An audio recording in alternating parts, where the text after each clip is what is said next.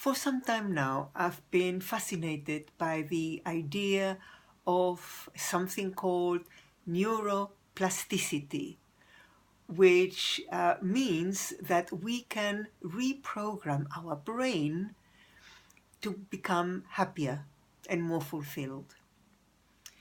And the way to do that is by doing new things.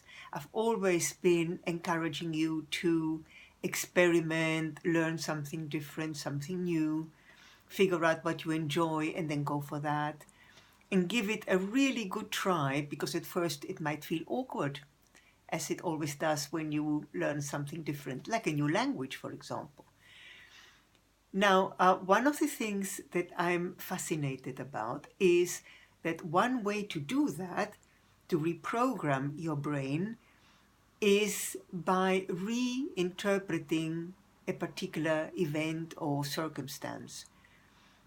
And I can give you a really, really powerful example that something happened to me that by any standards was pretty bad, but for some reason, and probably because I've been at it for a very long time, I was able to interpret it in a completely different way. About 3 weeks ago, shortly 5 minutes after I walked out of my dentist for my regular checkup, I tripped over a raised slab on the pavement, and I fell heavily on my mouth. When I say heavily, I mean heavily. A tooth was dislodged, and I'm going to smile, and you can see this one is longer, so it hasn't actually gone back, but I'm going to the dentist in next week, next Tuesday, so he's going to file it away and make it all even again. But when I first fell, that tooth was pretty much touching my lip, which meant I couldn't close my mouth. We're talking serious stuff here. Anyway, I couldn't move. I was flat on my face, face down. And then a good Samaritan came and very gently turned me over. Somebody else came. Together they sat me against the wall, asked me to sit down. They were very kind. They said, stay down until your adrenaline leaves your body. So I thought, that's interesting. And I checked my heartbeat, and it was beating steadily. It wasn't erratic or anything. I didn't burst into tears. I thought, I know I'm going to have a delayed reaction. But there was none. Anyway, I was helped up, feeling a bit fragile, and holding on to this very kind soul, I walked back to the dentist, who was shocked when he saw me. But this is the thing. Yes, I was in pain, and I hurt my ribs, and I hurt my knee, and I hurt my ribs, and hurt to breathe, and all that kind of thing. But all I could think of is, there were such kind people walking past. You know, I could have been lying there unable to move for a while. But no, I didn't have to wait long. My dentist told me I could have lost my tooth, which I didn't. I could have broken my jaw, which I didn't. My specs flew off me. They could have hit my eye, and I could have damaged my eye, which thank God, I didn't. And for those of you who have been following my journey will know that I have lower back pain caused by scoliosis, which is a bent spine. You would have thought that the jarring would have made it worse. It didn't make it worse. I actually wrote a blog, tongue-in-cheek, called "Does Love Prevent Accidents?" which the answer is of course no, but you want to read my blog because I think it's a good one, and describes the accident and the aftermath.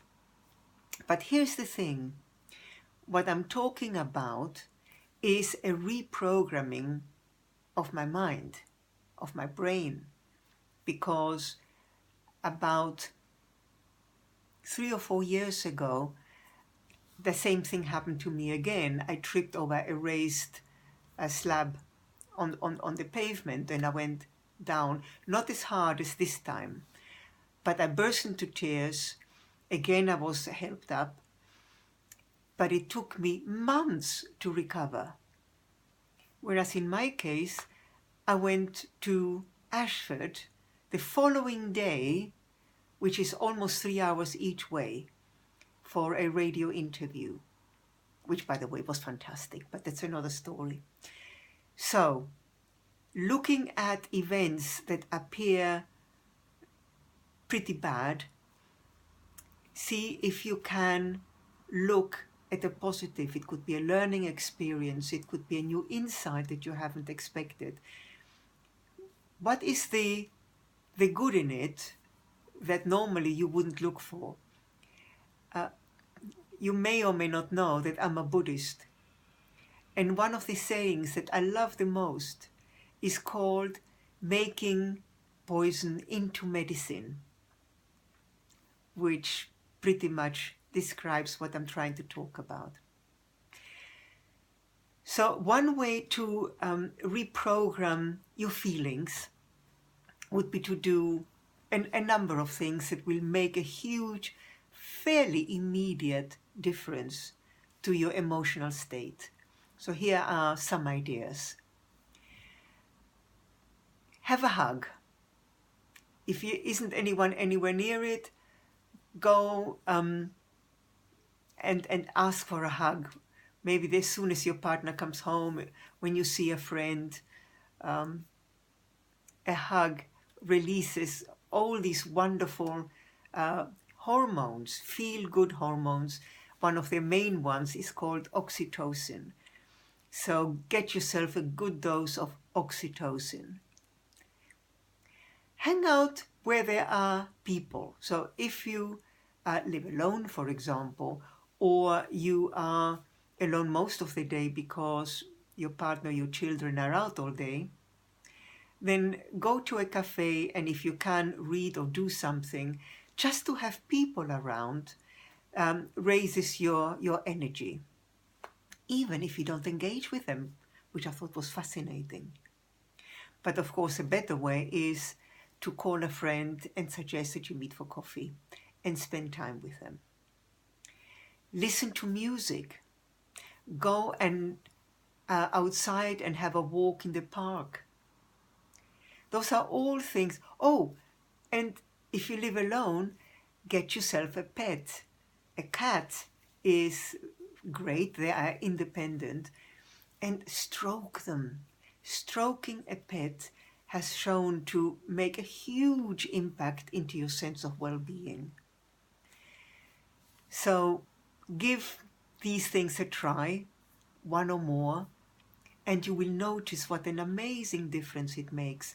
And the more you do it, then the more your brain will change. There will be new connections made in your brain that improve your emotional state. Learn something new, learn a new language, learn to paint, learn to knit. All of these things make a huge difference to your emotional state. I hope you enjoyed this particular video.